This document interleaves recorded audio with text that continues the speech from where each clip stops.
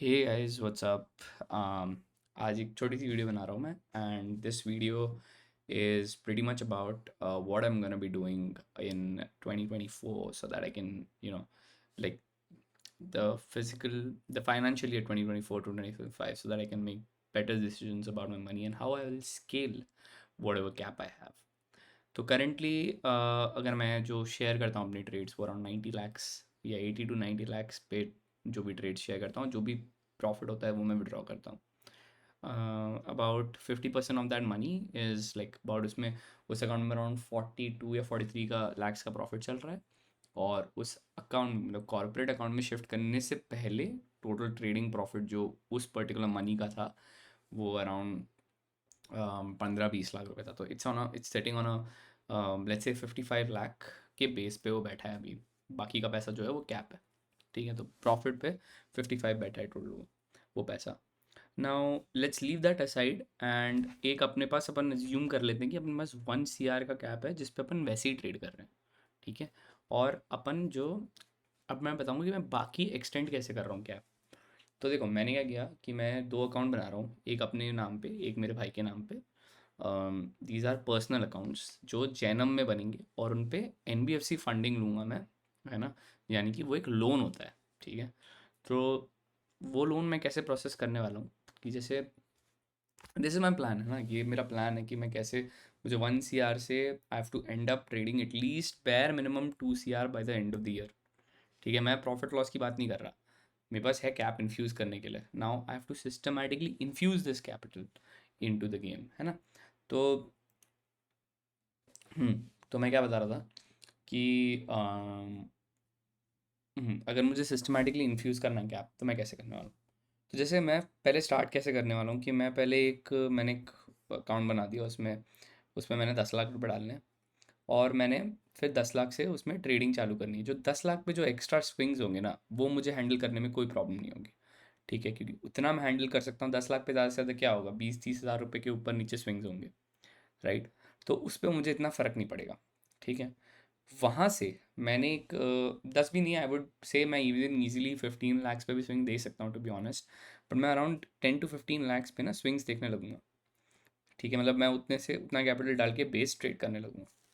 फिर just as I make about every 50,000 profit that I make I will start opening up 5 lakhs of capital, है ना. And तो ये मैं क्या कर रहा हूँ कि मैं जैसे जैसे नया 5 लाख लेके आता हूँ ना तो मैं एक 10% का बफर जैसे 50 हज़ार का वो बनाता हूँ मैं.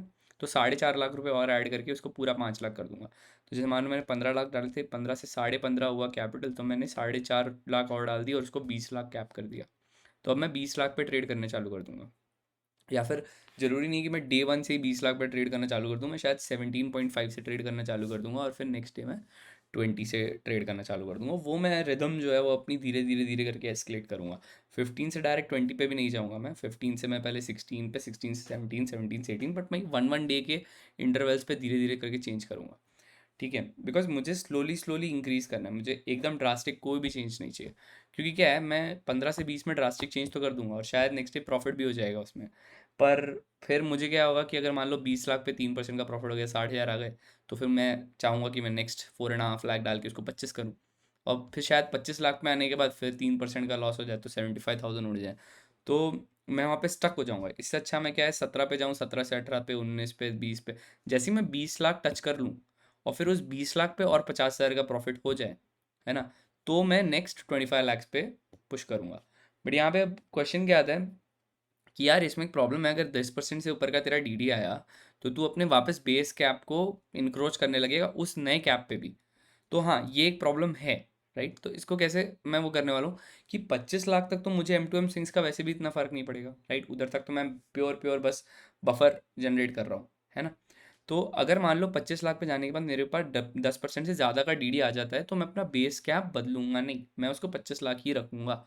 ठीक है, मैं उस टाइम पर ट्रिकल डाउन करके 20 पे या 15 पे नहीं आने वाला हूँ. ठीक है, मैं रखूँगा 25 लाख और मैं उस पर झेलूँगा DD फिर. ठीक है, that's one part that's one rule that I have to add. The other rule is कि अगर मान लो 25 लाख के ऊपर जो भी प्रॉफिट होता है, तो जैसे 25 लाख के ऊपर मैंने 50 हज़ार कमा लिए, ठीक है, तो मैं डायरेक्ट 30 lakhs पे नहीं जाऊँगा. इस बार मैं 1-1 लाख रुपए से ही इंक्रीज़ करूँगा, 2-2 लाख रुपए से इंक्रीज़ करूँगा. तो इस बार मैं पूरे हफ्ते हफ्ते भी 2 ही लाख से इंक्रीज़ करूँगा। तो जैसे पहले क्या था कि मैंने 15 से 20 में इंक्रीज़ किया और फिर मैंने नेक्स्ट डे ट्रेड 17 लाख से किया, ठीक है।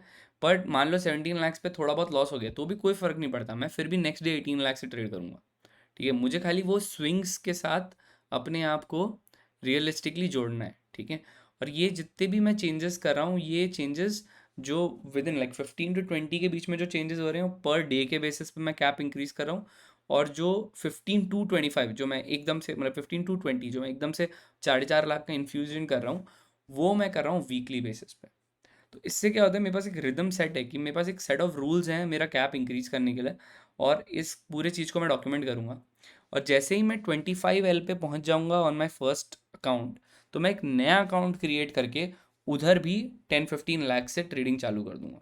And I will then look at these both accounts together, मैं दोनों को साथ में जज करूँगा। तो 25 + 15 मैं 40 गिन रहा हूँगा, राइट। फिर यहाँ से इंक्रीज करने के लिए मैं लूँगा लोन, और लोन पे 25 लाख रुपए पे जो भी प्रॉफिट आता है उस पर खोलते जाऊँगा मार्जिन, ठीक है।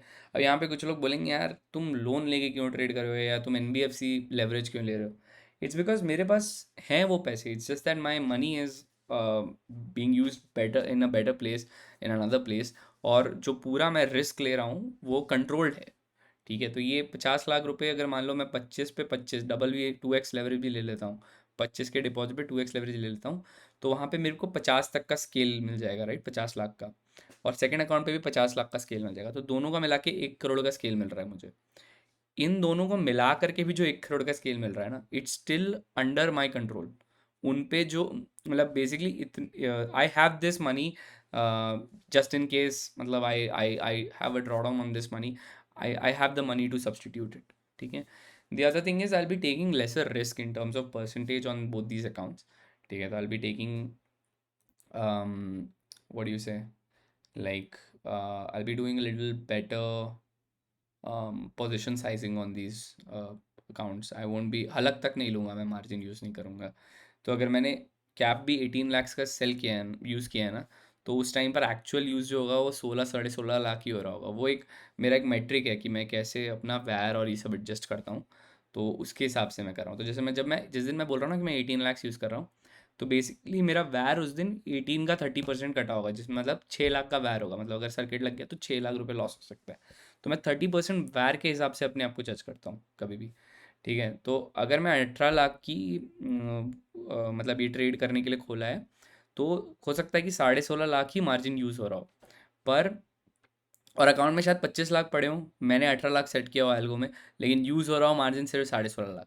तो उस दिन बेसिकली हो क्या रहा है कि 18 लाख के हिसाब से वैर खोला हुआ है 30% का, लाइक लेस देन द वैर should be less than 6 lakhs, but क्योंकि ज़रूरत नहीं पड़ी कैप पूरा यूज़ करने के लिए, तो सिर्फ 16.5 लाख का ही कैप यूज़ हुआ है। तो it's I know it's a little weird to understand from another person's perspective, but जब मैं पूरा डॉक्यूमेंट करूँगा 1 by 1 ईच डे का, तब आपको एक बेटर आइडिया लग जाएगा।